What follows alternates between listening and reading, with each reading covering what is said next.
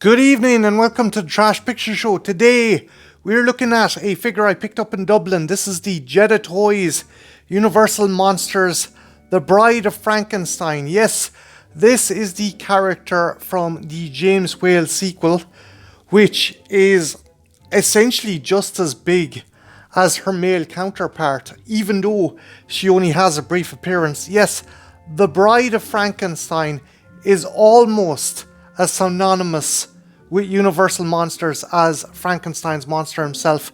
And yeah, that's down to Elsa Lancaster's performance.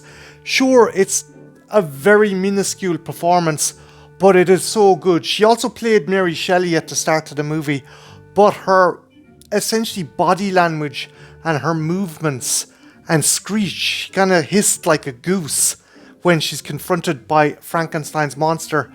It's just so fucking iconic and just so, I don't know how, visceral. It's the only way to describe it. Her repulsion and terror at the sight of Frankenstein's monster, even though herself is an amalgamation of corpse parts. It's so tragic and it's brilliantly done.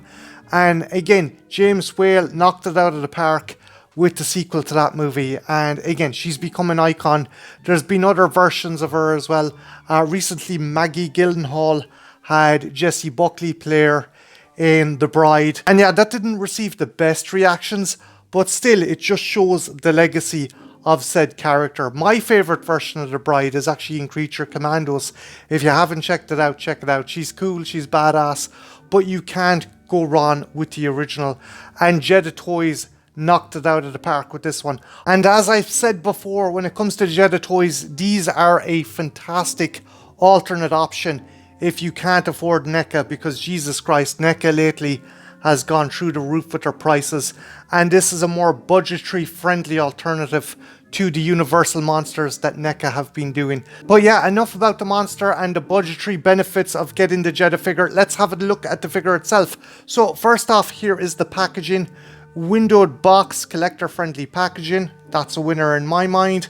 You got the Bride of Frankenstein, you got Universal Monsters at the top. You have a really cool kind of retro style logo at the side there. You have the Bride, and then you flip it to the back, and I think this is the second series, and some of these are re-released. So you have Frankenstein, the Bride of Frankenstein, Dracula, and the Creature from the Black Lagoon. I have one of these already. I have the Invisible Man, and he kicks fucking arse. But I had to add this lady to my collection, and yeah, she looks badass, and she comes with a nice few accessories.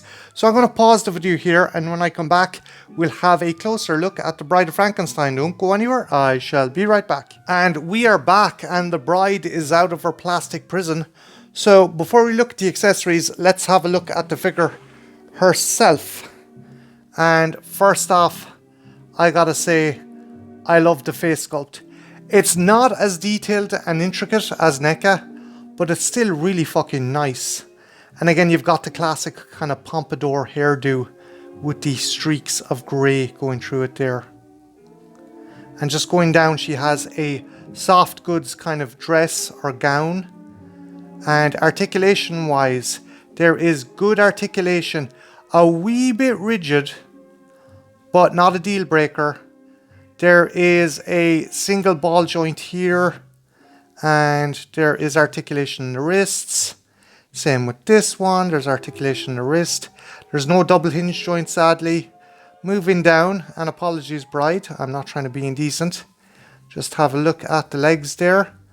And she can do the Van Dams, and she does have a double hinge joint in the leg, so you can get a nice range of motion and posability with that.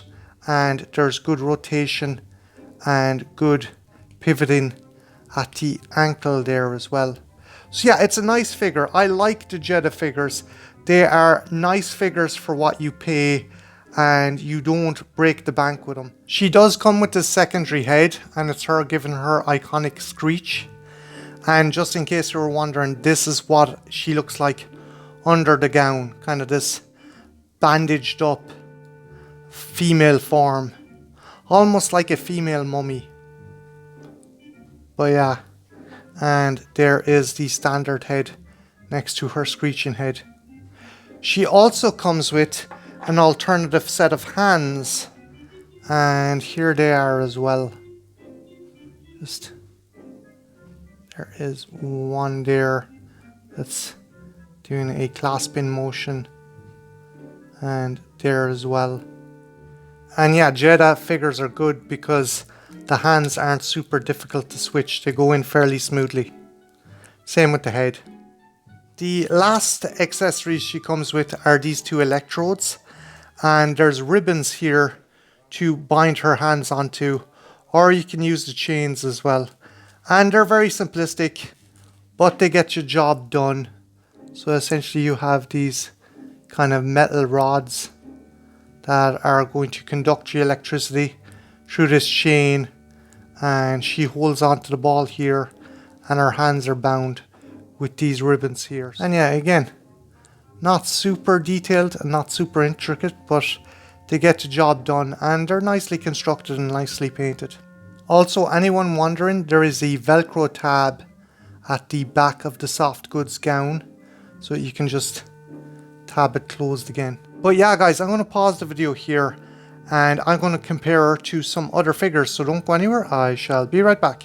And we are back, and there is the bride, and let's compare her to another Jada Universal Monsters character I own. Let's compare her to the Invisible Man. And yeah, the scaling on that is fairly accurate. Again, it's her pompadour that gives her a bit more height. And let's try another Jada figure from a different line. Let's try Chun-Li from their Street Fighter line and see how she scales up. And again, I think it's the pompadour that's giving her height more than anything. So yeah, that's pretty cool. And lastly, let's try another company. Let's try a Star Wars Black series. Let's compare her to Princess Leia Organa from the Hasbro Black series. And yeah, she kind of dwarfs Leia there. It's a really nice figure. Again, it's not as intricate or as detailed as, say, the NECA Universal Monsters, but it's still pretty fucking nice. You get some nice accessories, and as I said before, if you're a Universal Monsters fan and you're on a budget, this is the figure to go with, because you know what, fucking times are tough and you don't need to be forking out 60-70 euro for a figure. This is just as good. You can get these guys for between 25 to 30 bucks, and you essentially could get two of them for the cost of one NECA figure. But yeah guys, let me know what you think of this figure. Do you like it, or do you prefer the NECA? What is your favorite Universal Monsters, and what is your favorite version of Frankenstein's bride? Let me know the answers to those questions in the comments below. My name's Martin, this has been the Trash Picture Show, and yeah, have a good one. Take care. Bye now.